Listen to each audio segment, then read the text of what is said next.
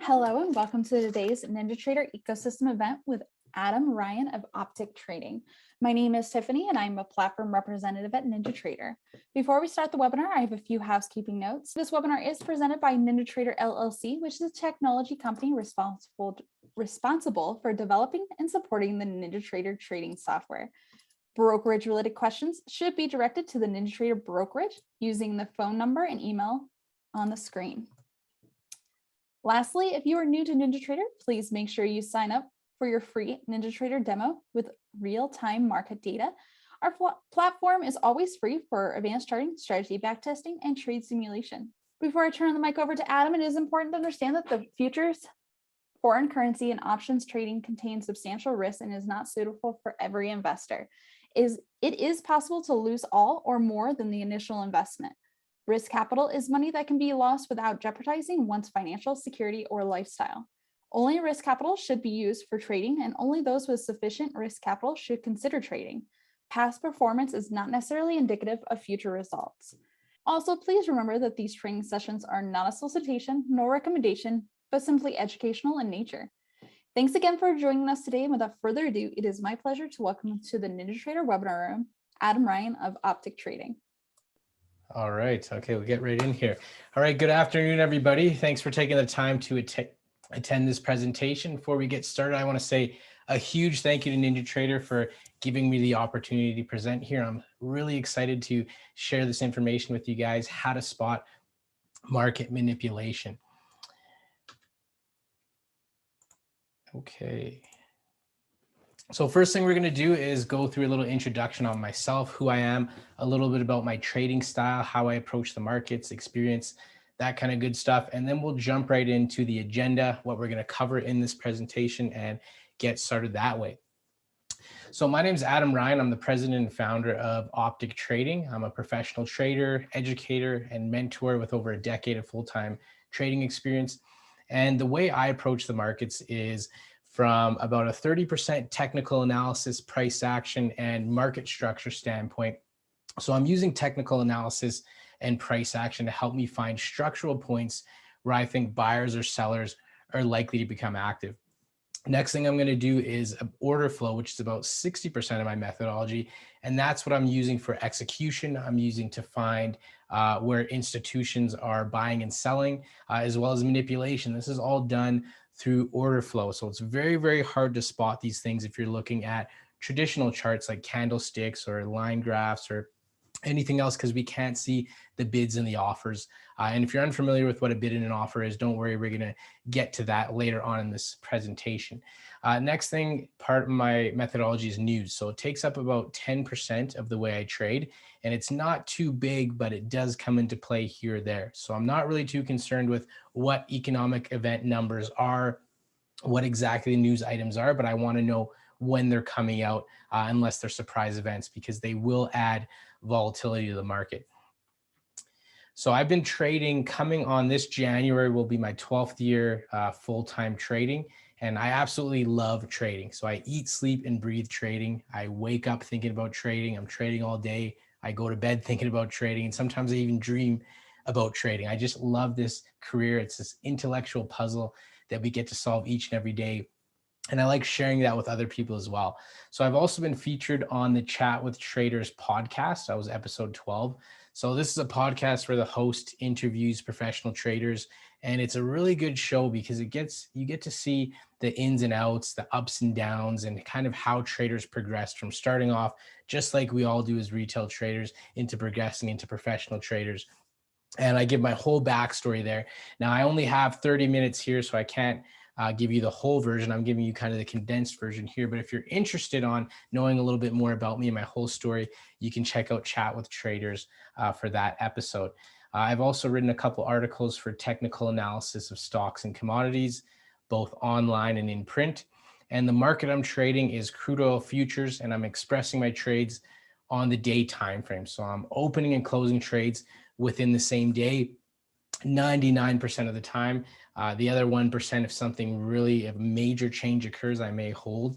But most of my trade, majority of trade, is opening and closing within the same day. So what are we going to cover in this presentation? First thing we're going to touch on is how prices move. Now, it's really important to understand how price is actually going to get from one point to the next. Now, I know when I ask most traders, how does price get from one point to the next? They have a bunch of different guesses, but few people actually understand how it actually moves. Now, institutions, hedge funds, large traders have a firm understanding of how price moves, and they know how it's going to get there. They know what's it going to take to move price there, especially when they're manipulating the price and moving it. They have to really understand that. And you guys should really understand that as well. Now, to do that, I'm going to pull up the DOM, or the depth of market screen, just to show you guys how the order book looks and how it moves around. If you're unfamiliar with that, don't worry. I'm going to make sure that you guys fully understand what the order book is. If you are familiar and you're thinking, oh no, not all these numbers flashing across the screen again, don't worry. I don't actually trade with the depth of market. I use something else to simplify that process, but I'm just showing you because it's really easy to explain with the DOM up.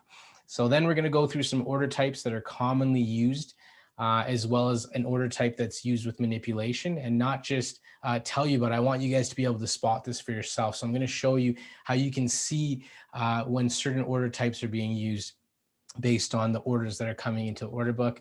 Then we're going to touch on manipulation, get into the good stuff here. There's several different manipulation practices. So we have spoofing, absorptions, stop runs, quote stuffing, layering, it goes on and on. You can find all these at the CFTC website. So they actually outline a bunch of different manipulation practices, and they have fines where they're fining countless number of individuals. And we have people like JP Morgan, we have huge institutions and banks that are constantly getting slap on the wrists basically, and then they go out and they do it again. So I think that it's very important that you guys understand these manipulation practices, because they're not going anywhere, right? The way that they're being regulated is that they're kind of stopping some people, but it's not enough of a deterrence to get it out of the market. So this is something that we're going to have to deal with. So it's really important that you guys understand that. So then I'm going to go through some examples on spoofing. And I'm going to just hone in just on spoofing strictly because I only have a 30-minute time limit. So there's not enough time for me to go through every example, but I will cover spoofing. And if you guys really enjoyed and want to see more, I'd be happy to come back and touch on some of the other practices. Now, before we dive right into all this good stuff, I want to spend a moment talking a little bit about trader development. Now, it's really important that you're focusing on the right things as you develop, right? I can show you all the greatest tools and tactics and show you manipulation and all these great things. But if you're focusing on the wrong thing and you're not developing properly, you're never going to be able to really use what I'm teaching. So I really want to make sure that you're developing at the proper pace. Now, in this graphic here, I have kind of three different trees growing up, and they represent the novice trader, the intermediate, and the advanced trader. And when you're a novice trader, sadly, most people, they don't make it out of the novice phase, right? They're coming into this thinking, I'm going to be rich. You know, they're focusing on mostly indicators, systems, their heads in the clouds, and they're outcome oriented. And none of these things are bad in themselves. So focusing on indicators and systems and all that, it's not bad in and of itself. But when you're only focusing on buying the newest, latest indicator or buying the newest system that's going to make your trading good, whereas you're not focused on developing as a trader, right? So nothing wrong with indicators, but an indicator is not going to make you a trader. Like the newest flashing, blinking thing on the screen telling you when to buy or sell, that's not going to make it for you as a trader. You need to understand when to buy and sell yourself. Next thing is with systems, right? And I fell prey to all these things as well that I'm talking to you guys about, is that you want to buy some system, some black box that's going to make the money for you and trade for you. And this is just not the case. You know, if any system actually worked that well, then the vendor wouldn't be selling it, because it's going to degrade the edge. As soon as a whole bunch of people start trading, there's only so much liquidity at each price point. And the more people that start trading this system, that means they're going to start competing for fills. That means they're going to get much and much more slippage, which means the price you enter to where you actually get filled, to the point where it actually degrades the edge. And even if it was a profitable system, it's now a not profitable system. So instead of focusing on all this stuff, let's start focusing on the stuff that you actually need to succeed. Okay. So the things like price action, market structure, your trading psychology, and risk management. And most of this stuff is learned in phase 2, usually when you become an intermediate trader. So In phase one, when you were all outcome oriented, your head in the sky and you're buying indicators and doing all that stuff, you've probably blown accounts or you've had a couple of losses. And then you start realizing, hey, I think I really need to learn something. And in this phase is when traders usually discover price action, market structure. They learn about trading psychology and risk management. And this is the path you want to go to developing your trading. So instead of getting stuck here in phase one, if you're a beginner or a newer trader, just stick right to this stuff. Start learning about the stuff that actually matters, right? Like your price action, market structure, learn about your psychology, more about yourself, and then have a good risk management methodology that's going to make sure that you stay in this game long term. Now, after you've done this for a while and you start getting better and better at understanding and identifying price action, all the things I've just listed in phase two, then you're ready to move on to phase three, which is the advanced trader. So when you become an advanced trader, you don't have as many aha moments that you've had in phase one or phase two. You're not finding things out all the time like you were in the beginning where everything's so new. But when you do find things, they're usually game changer, huge things. Like you start to actually realize who's in control of the market, not just the buyers or sellers, but is it institutions? Is it hedge funds? Or is it the day traders? When the institutions back out and the day traders are controlling price, price moves very different. So a lot of traders come into the market and they have one strategy and they want to trade it each and every day, right? But that's not how you really approach markets. When you're a high performing trader, you realize that if institutions are in control, I got to approach the markets this way. When day traders are in control, I got to approach it a different way, because certain setups may work. But if Goldman Sachs comes in and they have thousands of crude oil contracts to sell today, it doesn't matter if you have the best system in the world, the market's going down. So we have to be able to find that and adjust. And in this phase, when you become an advanced trader, is when you're able to do that. You begin to understand that markets are manipulated. How can you see this? You develop advanced execution tactics, and you move away from the outcome oriented to now you're a process oriented trader. So you're no longer worrying about every trade, how much you're going to make. You're no longer thinking, oh, I'm going to make $1,000 today. You're thinking about the process. Okay, follow my strategy. How do I need to execute? What's my risk management? Where are the setups I need to look for? What are my 3 goals for the day that I want to focus on? It's all about the process, right? And that's where you want to get to. So you want to start with your price action, market structure, trading psychology, and risk management, and then start developing, and you're going to move on and on with that. Okay, so with trader development out of the way, let's move on to our first topic, which is how prices move. So what we're looking at here is a DOM, or a depth of market screen. This is showing us all the orders that are resting in the book. And it's also called an order book. So before the dawn of electronic trading, somebody would actually walk around and exchange with a book. So that's why it's called the order book. Now it's everything's electronic. But to get a better understanding of what we're looking at here, I'm going to go through a couple of order types. Some of you may already know what this stuff is, but for some of you who don't, I'm just going to quickly touch on it, and then we're going to move on to the more advanced material later on. So first we have market orders, which are going to guarantee us the fill, but they're not going to guarantee us the price. And then next we have limit orders, which are going to guarantee us the price, but they're not going to guarantee us the fill. So a couple examples, let's say that price is trading at 43.55 and I want to buy, right? Let's say I want to buy with 30 contracts and I hit buy.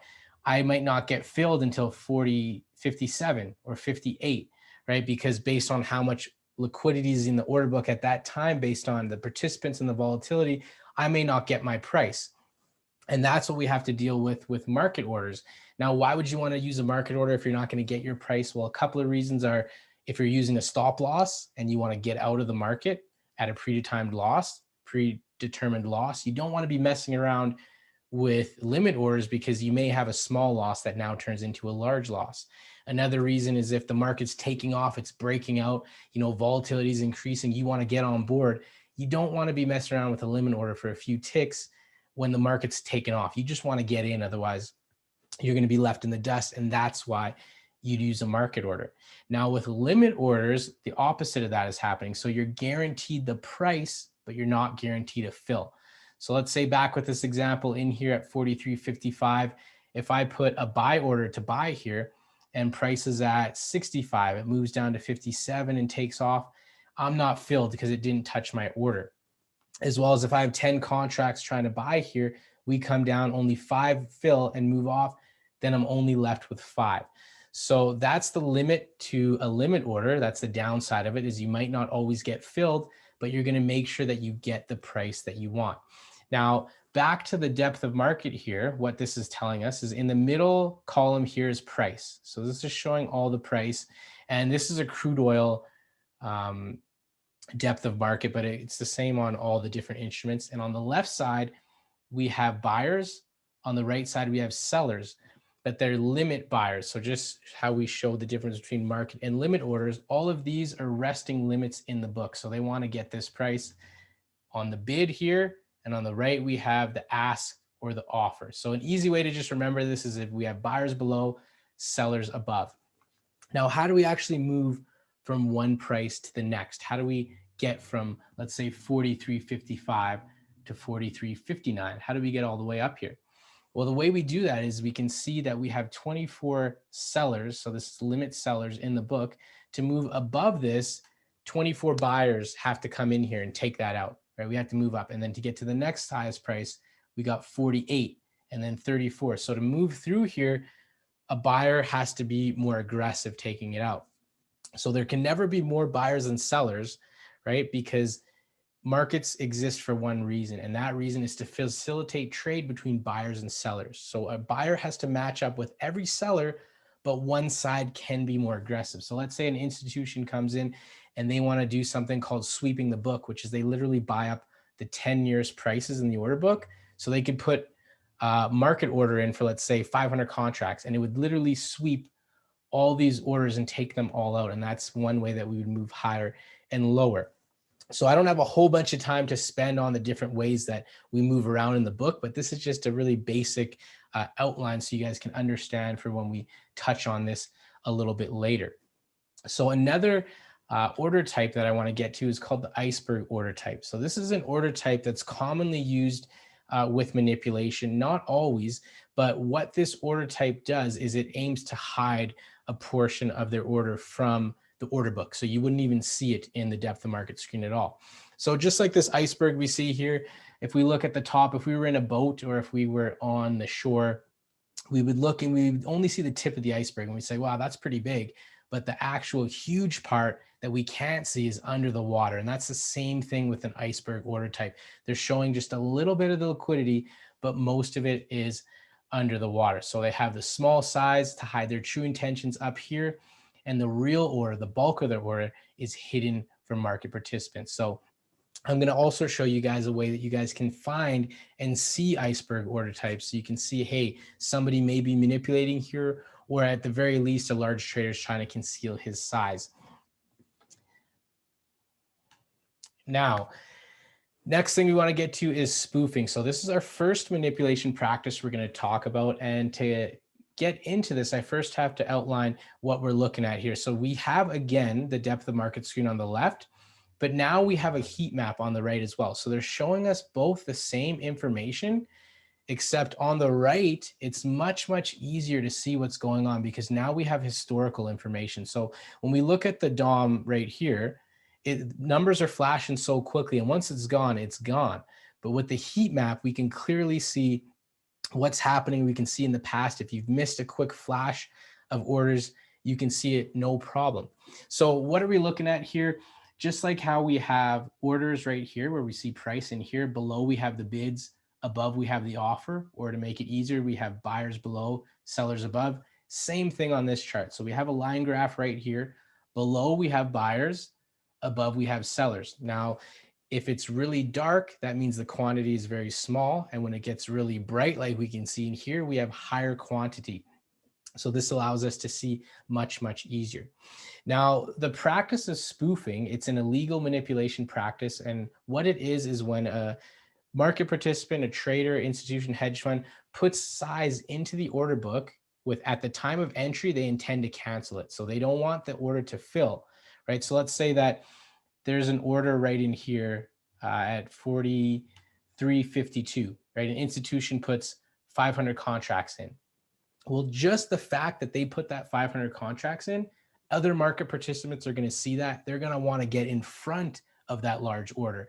And also there's actually algorithms that are co-located at the exchanges, right, that can actually get in with low latency ahead of you and me. They see those orders, they jump in right away, and they're just trying to get pennies, right? But that starts the initial thrust. Then retail traders, people at home, they see that, oh, they want to get in, look at this huge buyer. So it starts pushing price up.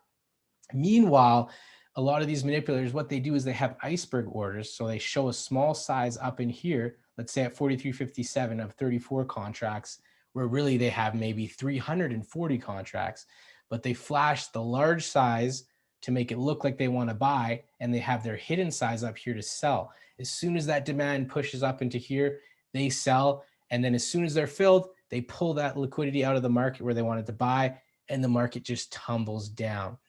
So this stuff is very hard to see just looking at a DOM, but when we go over to the heat map, it's much, much easier to see.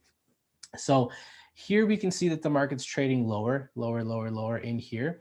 We have a liquidity area in here. It's pulled very quickly. You can't really see. But then we have two areas right here stacked on top of each other, right? These are two sellers pushing aggressively to try to sell the price. As soon as the market moves up into it, it pulls, right? So if this order really wanted to sell, it would have let the market come into it, but it pulls.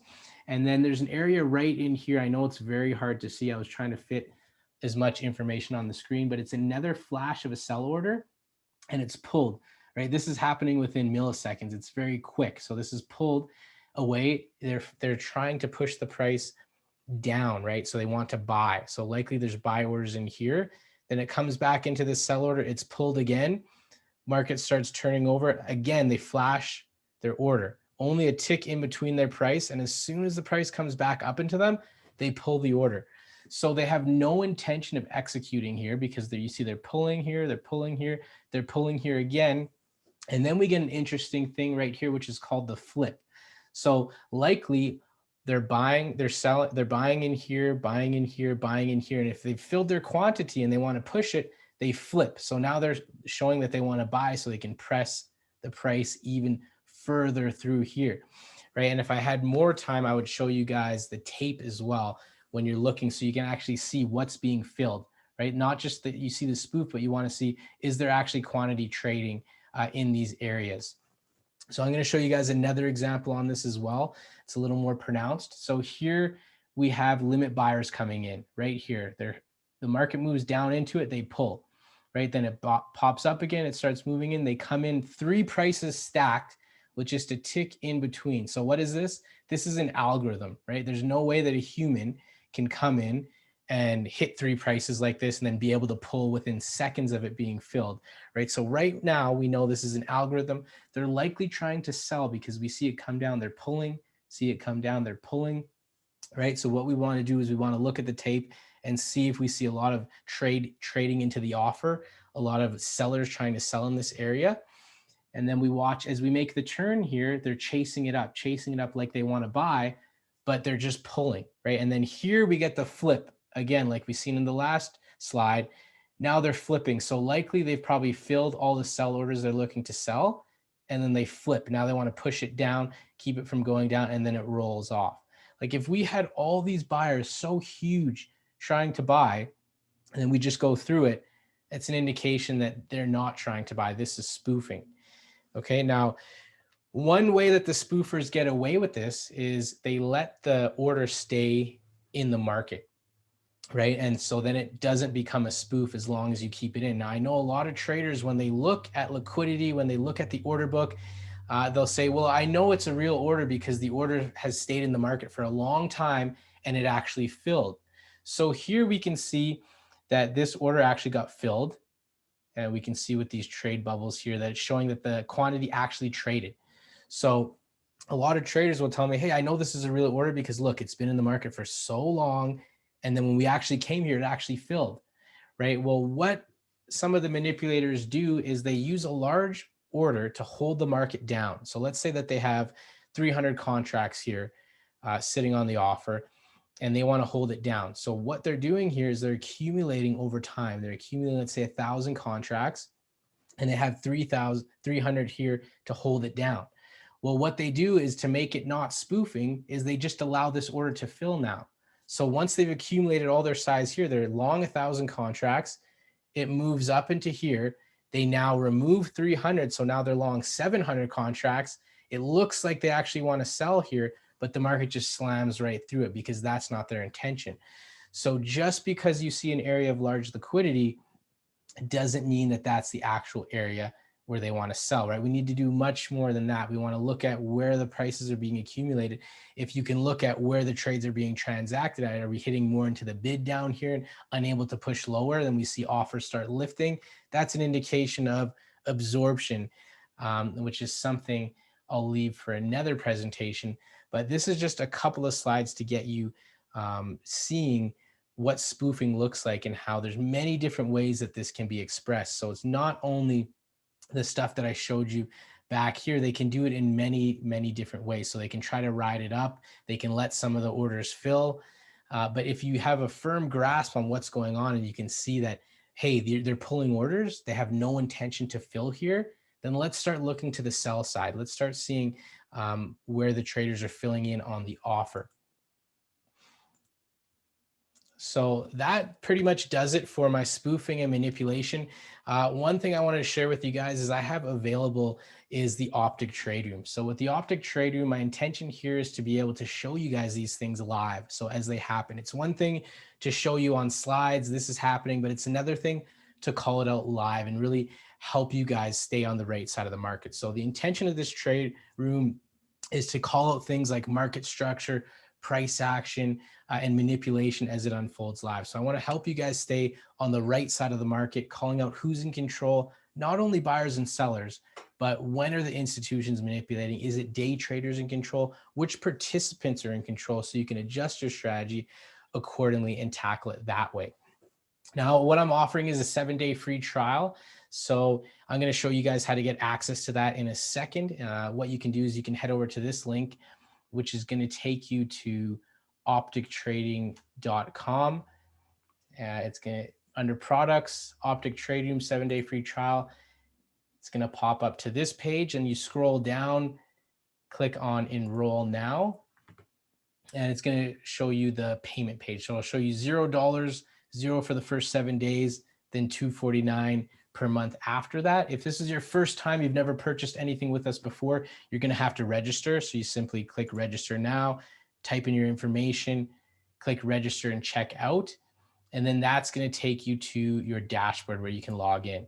So once you log in, you're going to see your dashboard. This is all the products and services that we offer with Optic Trading. You're going to click on Optic Trade Room. If you're not subscribed, it's going to say subscribe with a yellow button. If you are subscribed, it's going to say check, and it'll give you the option to purchase within this dashboard as well. Click on Optic Trade Room. It's going to take you to this screen. This says video is unavailable right now because we're outside of market hours. But if you are within market hours, it's going to have a video that you can just click play to start the video. If you've joined the room too early, because we opened the room 15 minutes before crude oil opens at 8:45 Eastern Standard Time. Usually I'm opening it actually at 8:30, but if you've come before that and you've left it on your screen, you're going to have to just refresh your screen when the trade room opens. If you've come at the time, then it'll already be open. But that is pretty much it for my presentation. So lastly, I just want to say a huge thank you to everyone for attending the webinar. Again, thank you to NinjaTrader, and I'll be more than happy to answer any questions that you guys have.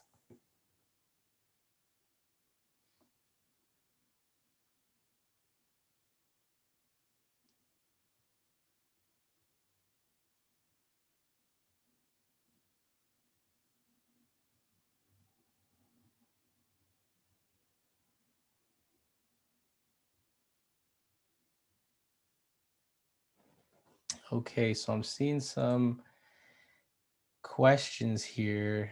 I might have missed it. Do you only trade crude oil? Yes, I only trade crude oil. Do you trade other futures instruments? I specifically only trade crude oil. I think that focusing in on one instrument and becoming a master of that instrument is very important. It's better to be a master at one thing than okay at several. So I'm only going to show what I do and what I trade. So in the trade room, I only show crude oil. I don't trade anything else. Is stop loss chasing one of the ways of manipulation? Yes, there is something called stop hunting.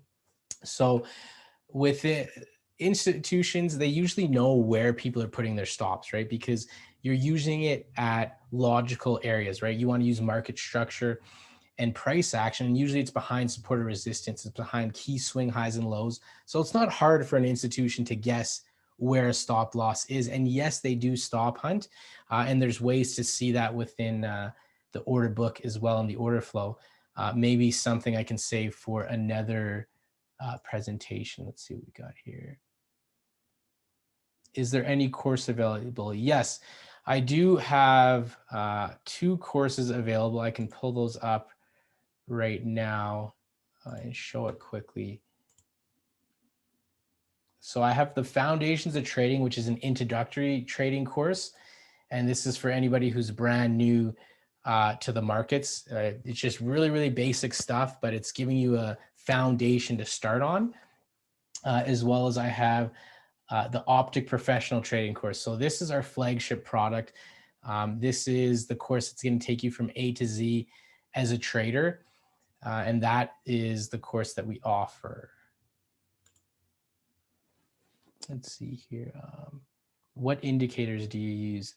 Okay, so I don't use any traditional indicators. I don't use the SMA, EMA, RSI, any stuff like that, just because I believe that all those things are lagging, right? They're lagging indicators. I do use things like the market depth map, and I do use volume and certain other things like that, but I don't use any traditional indicators that you'd mostly see. Do you use Bookmap? No, I do not use Bookmap. I use strictly only NinjaTrader. So I use their depth map that they have in NinjaTrader. And one of the things I really love about it is that you can change the time, right? Because sometimes algorithms are moving so quickly that if you have tick by tick, it's hard. One thing I love about NinjaTrader is I can put it on a second and then it slows it down so I can see it much, much easier. Let's see.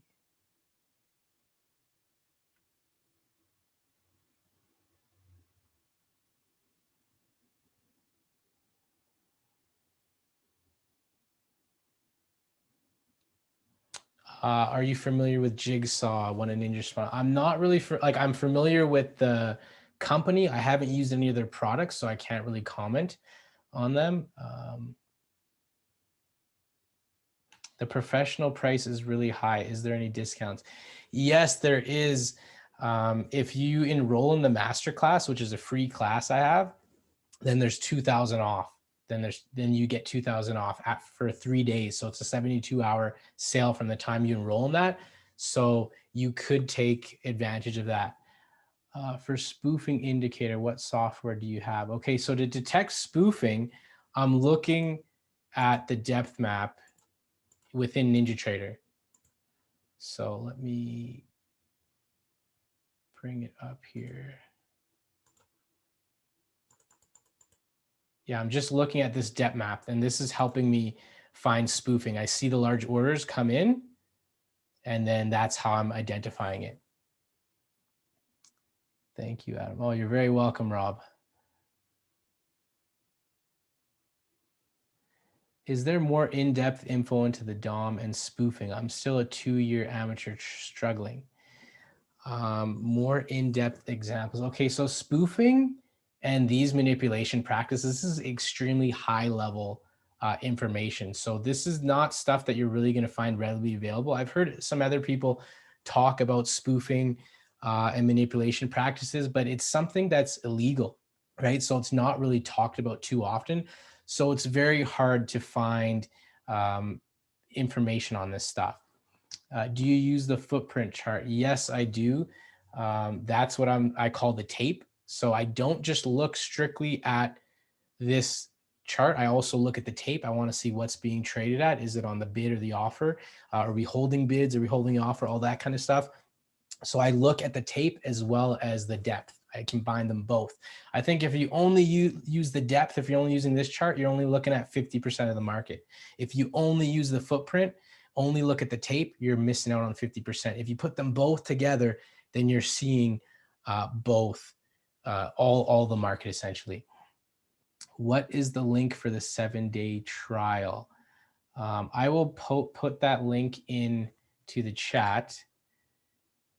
Let's see here.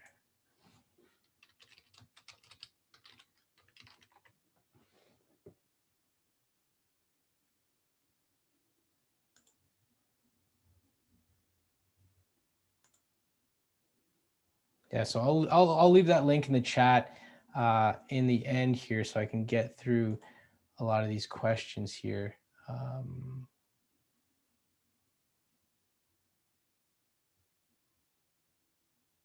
Will work with futures such as yes. So basically, this works with all markets with sufficient liquidity, right? So this happens in stocks, it happens in bonds, it happens with the ES.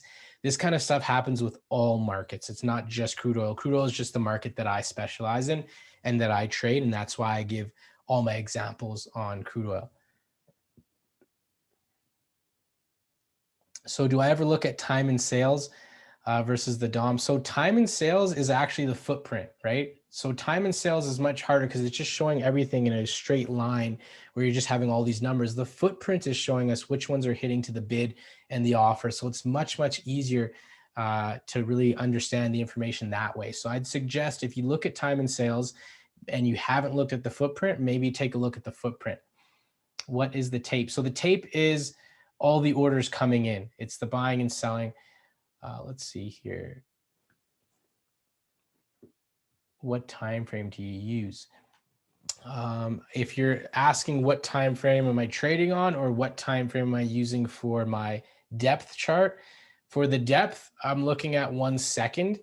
I don't look at a tick by tick, even though you might miss some information, simply because I'm not just looking at this. I'm also looking at the tape.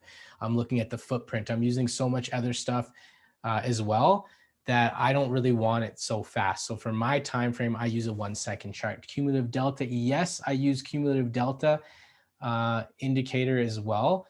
It's very important for my trading because I can see who's kind of winning. I can also see absorption, right? If price is moving lower and the delta is not, then that can be an indication of absorption, right? Or vice versa. So delta, really, really important. I use that as well. So what do the optic zones indicator look like? So the optic zones indicator, let's see here if I can just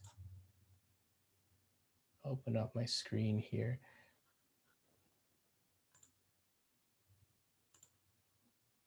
So basically I have a chart, let's say right here that I'll put. Can everybody see this chart on the screen? I can see it. You can see it? Okay. Yeah, so basically I have all these levels here that I'm using to trade, right? And that's what the optic zones are. They're supported resistance zones that I'm finding. I find that some traders have a hard time because it's very nuanced when you're trying to find these levels. So I provide a service where you can just subscribe and these will actually be, I give you the workspace so you can just add it into your NinjaTrader and trade it that way. Let's see what else we have here.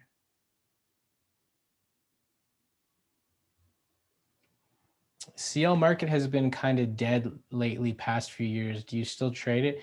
So crude oil has not been dead. We've actually had an 11-point range. Today we moved $5.06. Huge ranges here, right? We're having a lot of liquidity. I know it's happening because we have some news here, but I don't really consider it dead. Even before that, we were having $2, $3 ranges. So no, I wouldn't say that crude oil is dead right now. In your optic trade room, do you trade real money or sim? So what the optic trade room is, it's not a trade calling service where I'm telling you guys when to get in or when to get out. I'm not trading in this room or showing my actual executions. What I'm doing in this room is keeping you guys on the right side of the market by calling out things like market structure, price action, as well as when I see spoofing, when I see other manipulation tactics, I'm calling them out so you guys can get a better understanding of what's going on. I'm helping you guys understand who's in control, as well as when we switch to day traders being in control, I'm showing you guys as well. So there's not really any trade calling going out where people simply just copy everything I do. This is for education. It's to help traders develop. Can you use it for scalping? Yes, you absolutely can use this for scalping.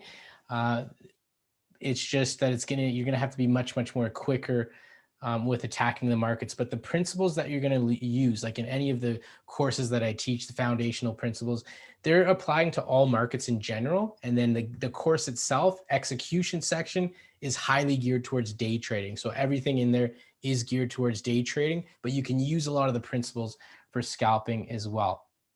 What are the hours you operate the trade room? So we operate the trade room from the RTH session, the full session. So we're not just trading the open, we're trading the open straight into the close. So that is from 8:45 Eastern Standard Time. It opens at 7 right until the close of the RTH session. Oh, sorry, dead means less volatile than it used to be. Yeah, so it goes through cycles, right? Like markets are cyclical in nature. Same with volatility, right? Volatility comes and goes, it expands and contracts. Back in 09, yes, the volatility was huge. It's a little smaller, but right now we're experiencing some good volatility in crude.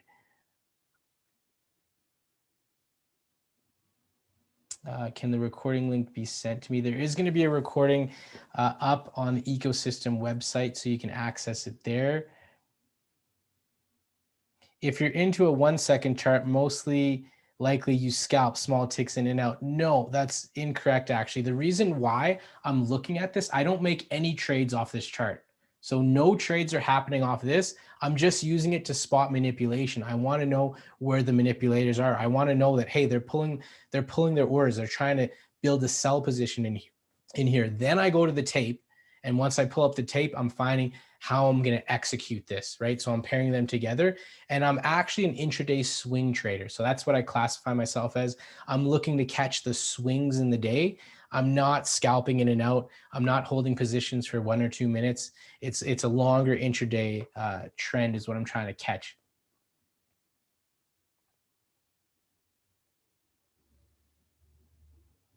Doesn't crude move extremely fast due to lack of liquidity? Yes, that can be true at times. Any market's going to move very fast when it gets thin, but it can thicken up as well. So let's see here.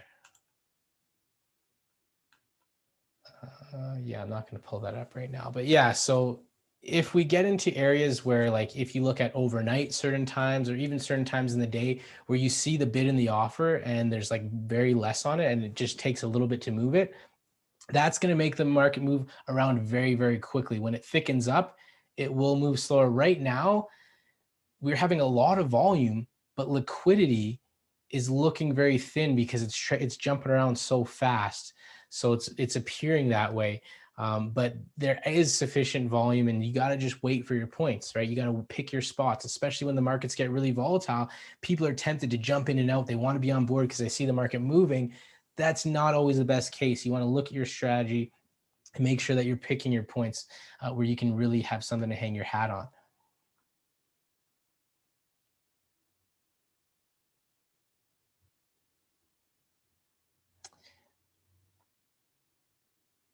I agree. This is the way not to trade, using indicators, but following the professional traders and their intent with insights via volume. This is my aha. I had recently in my trading. This to me is spot on. Wow, it's really good to hear, Wayne. I'm glad that you can pick that out. This is one thing that separates the retail traders from the pros, right? It's moving away from all the crazy indicators and the flash and things, and it's learning what actually moves price. So that's good that you can start moving in that direction. Uh, Depth can show all the manipulations possible.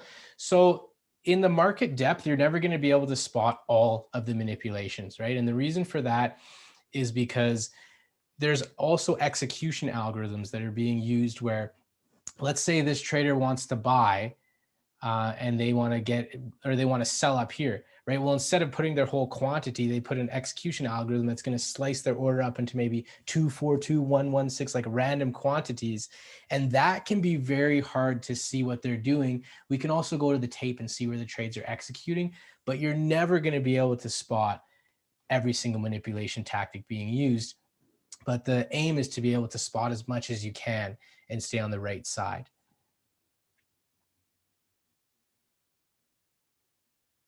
Okay, so that's pretty much it. I'm not really seeing any more questions here. I hope I answered everybody's question.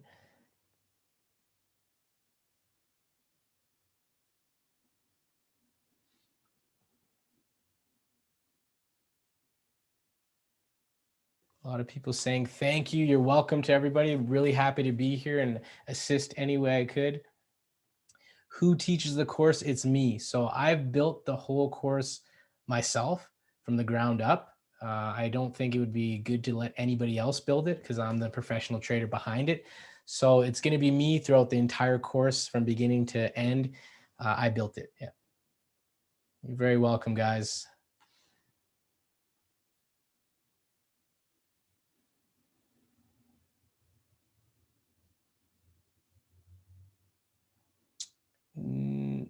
Are you familiar with target trading? No, I am not familiar with target trading. Is manipulation something that happens because of electronics?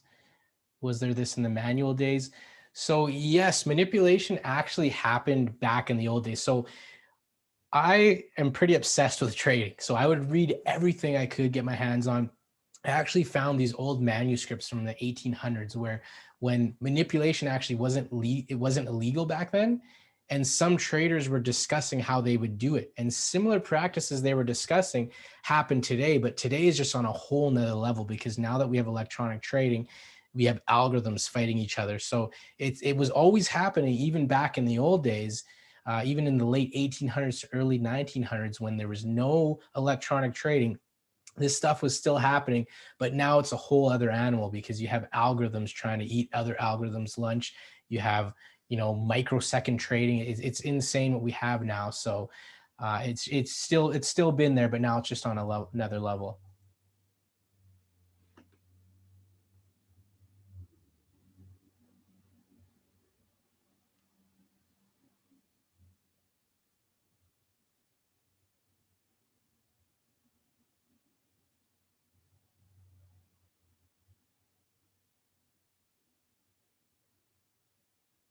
A lot of thank yous coming in. You're very welcome, everybody. What do you suggest we read? Okay, so one of the first books that I read that kind of tipped me off to market manipulation was Reminiscence of a Stock Operator. That's probably one of the most suggested books to read. There's a couple of hedge funds. I think even at Paul Tudor Jones's hedge funds, it's a required reading for every new trader that comes in. And the main character in that story, the main trader, he actually talks about manipulation. It's very subtle. It actually took me maybe 3 or 4 times reading the book because at the beginning I didn't really know much, but I've read that book maybe at least 10 times. Like I've just loved the book, but every time I get something new from it. But one time he was talking about how traders will run the price up and then they'll push it back so it looks like it's selling, and they'll run it back to the high, and that forms kind of like a market top or an M top. And that got me going on thinking about different things. And then I just went down the whole rabbit hole of manipulation and learning a lot of different things.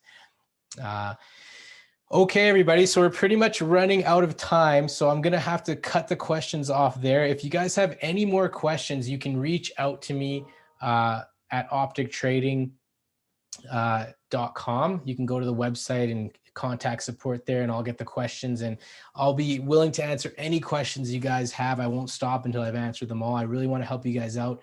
It's been a lot of fun here. I'm really excited that I got this chance to share with you guys, and hopefully we see you guys. I get to talk to you guys very soon. Awesome. Thank you again, Adam, for taking the time to share with us today. We would like to remind you that the information provided in this was of Optic Trader and not of NinjaTrader. All information was for educational purposes and should not be construed as trading advice. I enjoy the rest of your day, and we hope to see you in future webinars. Happy trading from all of us at NinjaTrader ecosystem. And again, thank you so much, Adam. No problem. Glad to be here. Bye, everybody. Bye, all.